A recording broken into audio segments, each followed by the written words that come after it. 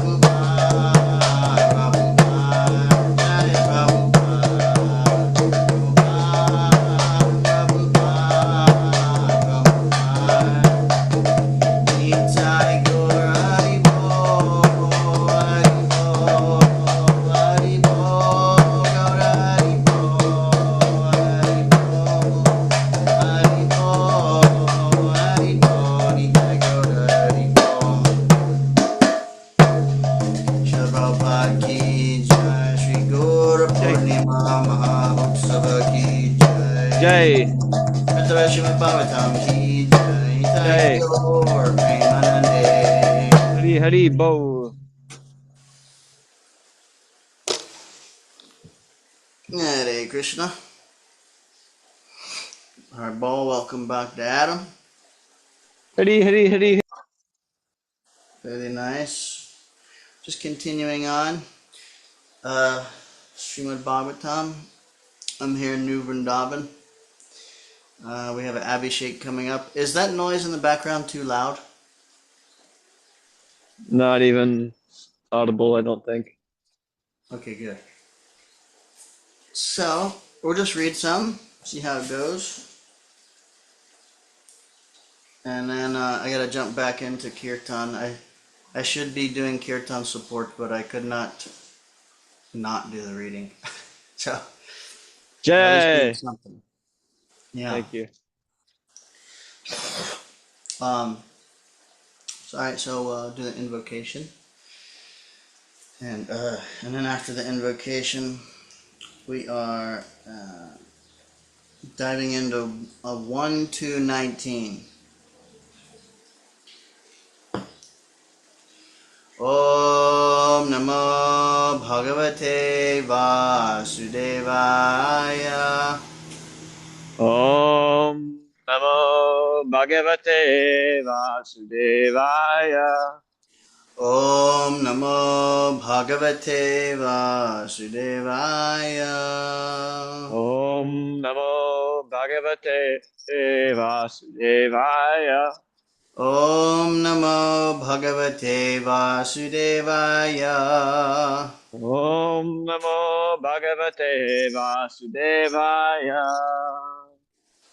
Narayanam namaskritya narang chaiva narottamam devim saraswatim vyasam tato jayamudírayat. Shrinvatam swakata Krishna punya shravana kirtanaha hridyantasto yabhadrani vidunoti suhritsatam.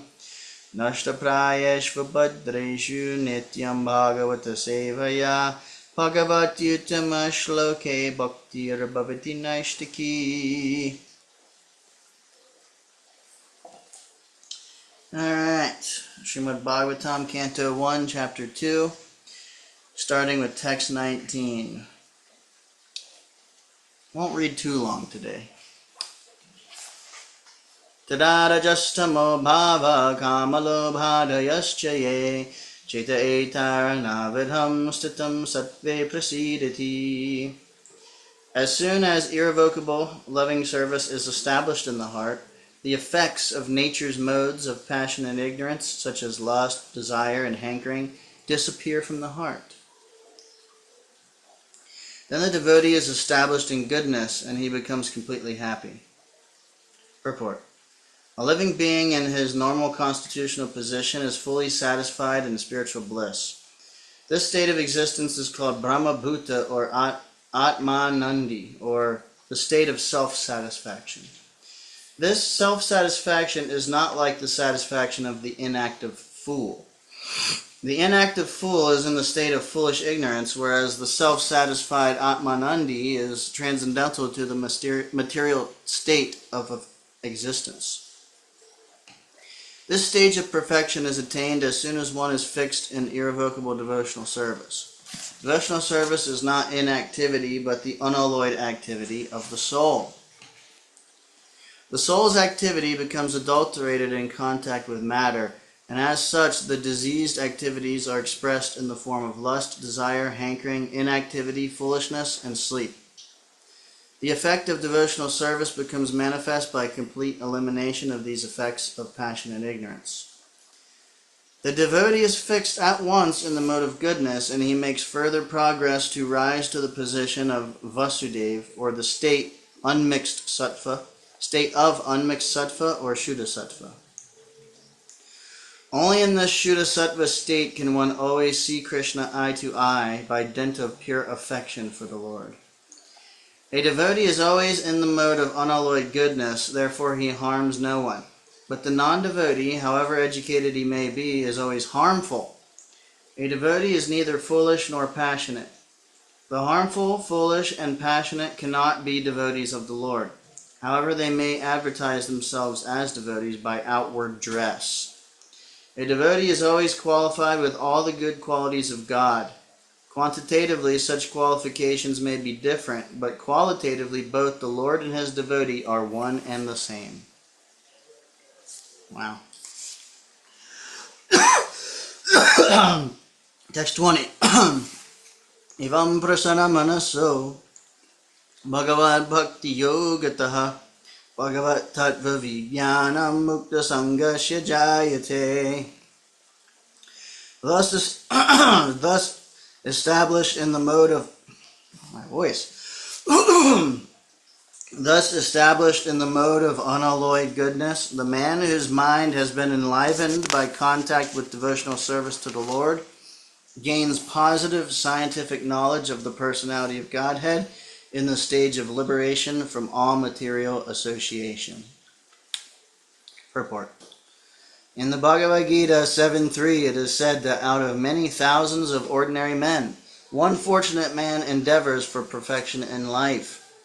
Mostly men are conducted by the modes of passion and ignorance, and thus they are engaged always in lust, desire, hankerings, ignorance, and sleep. Oh, no. Out of many such man-like animals, there is actually a man who knows the responsibility of human life and thus tries to make life perfect by following the prescribed duties. And out of many thousands of such persons who have thus attained success in human life, one may know scientifically about the personality of Godhead, Sri Krishna.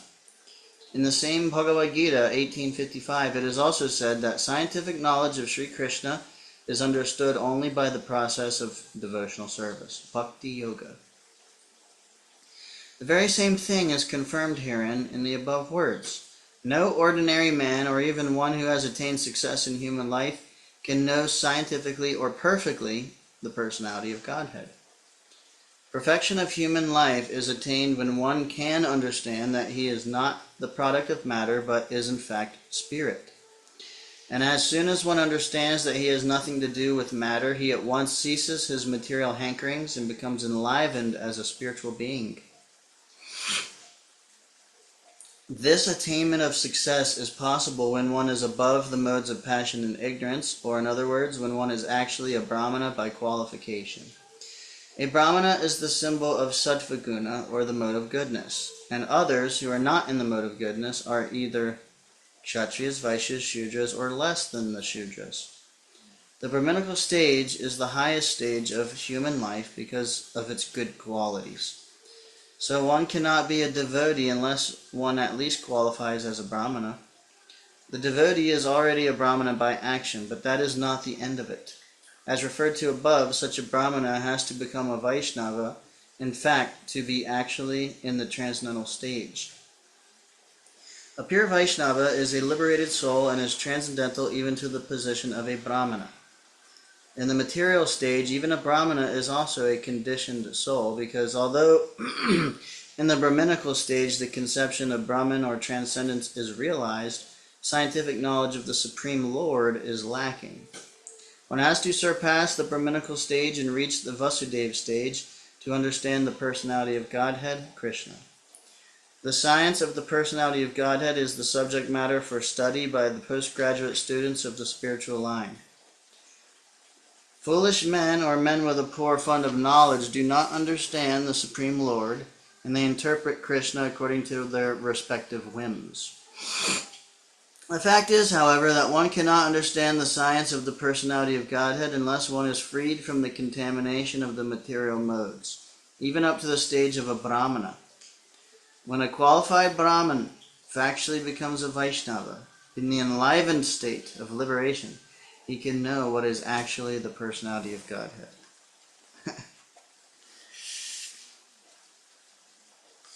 Text 21.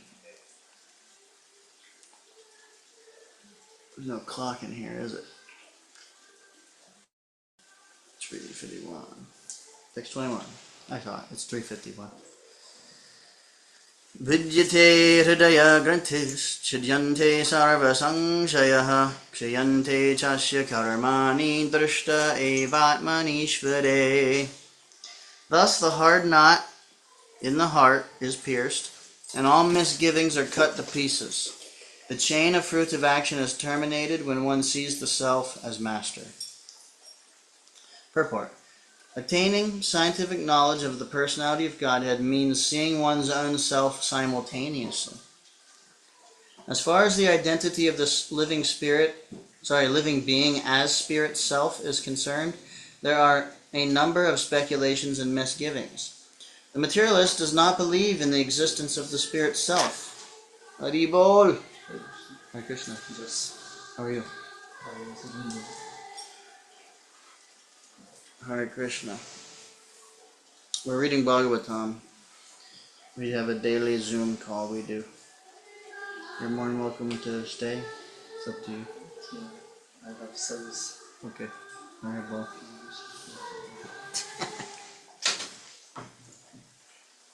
The materialist does not believe in the existence of the spirit self, and empiric philosophers believe in the impersonal feature of the whole spirit without individuality of the living beings. But the transcendentalists affirm that the soul and the supersoul are two different identities. Qualitatively one, but quantitatively different. There are many other theories, but all these different speculations are at once cleared off as soon as Sri Krishna is realized in truth by the process of Bhakti Yoga. Sri Krishna is like the sun, and the materialistic speculations about the absolute truth are like the darkest midnight. As soon as the Krishna sun is arisen within one's heart, the darkness of materialistic speculations about the absolute truth and the living beings is at once cleared off. In the presence of the sun, the darkness cannot stand, and the relative truths that were hidden within the dense darkness of ignorance become clearly manifested by the mercy of Krishna, who is residing in everyone's heart as the Supersoul. In the Bhagavad Gita 10:11, the Lord says that in order to show special favor to his pure devotees, he personally eradicates the dense darkness of all misgivings by switching on the light of pure knowledge within the heart of a devotee. Therefore, because of the personality of Godhead's taking charge of illuminating the heart of his devotee, certainly a devotee engaged in his service and transcendental love cannot remain in darkness. He comes to know everything of the absolute and the relative truths. The devotee cannot remain in darkness, and because a devotee is enlightened by the personality of Godhead, his knowledge is certainly perfect. This is not the case for those who speculate on the absolute truth by dint of their own limited power of approach. Perfect knowledge is called parampara, or deductive knowledge coming down from the authority to the submissive oral receiver, who is bona fide by service and surrender. One cannot challenge the authority of the Supreme and know him also at the same time. He reserves the right of not being exposed to such a challenging spirit of an insignificant spark of the whole, a spark subjected to the control of illusory energy. The devotees are submissive, and therefore the transcendental knowledge descends from the personality of Godhead to Brahma, and from Brahma to his sons and disciples in succession. This process is helped by the Supersoul within such devotees. That is the perfect way of learning transcendental knowledge. This enlightenment perfectly enables the devotee to distinguish spirit from matter, because the knot of spirit and matter is untied by the Lord. This knot is called ahankar, and it falsely obliges a living being to become identified with matter. As soon as this knot is loosened, therefore, all the clouds of doubt are at once cleared off, and one sees his master and fully engages himself in the transcendental loving service of the Lord, making a full termination of the chain of fruitive action. In material existence, a living being creates his own chain of fruitive work and enjoys the good and bad effects of those actions life after life. But as soon as he engages himself in the loving service of the Lord, he at once becomes free from the chain of karma. His actions no longer create any reaction. Hare Krishna. Any point? Question? Comment?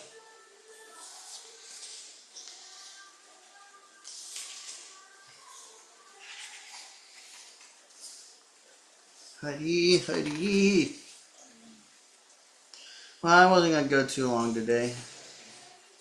Just get a little nectar tidbit in. So, well, if there's no discussion points, then maybe I'll just end it here. Gaur Purnima, New Vrindavan. Abhishek is at 5. Kirtan is happening. Everyone is fasting. It's an occasion. That's awesome. Bowl. Okay, so that's it. Srila Prabhupada ki jai. Shri Jai. Chaitanya Mahaprabhu ki jai. Jai. Gaur Premanande. Hari Hari Bo. Panchakalpa Tarubhyascha Kripa Sindhubhya eva cha Patitanam Pavanebhyo Vaishnavebhyo Namo Namaha Anantakoti Vaishnavrinda ki jai. Alright, well, thanks, Bogdatam, for tuning in. You're welcome. We'll see you at least tomorrow. Absolutely. Hare Krishna. Hari. Hare Bol.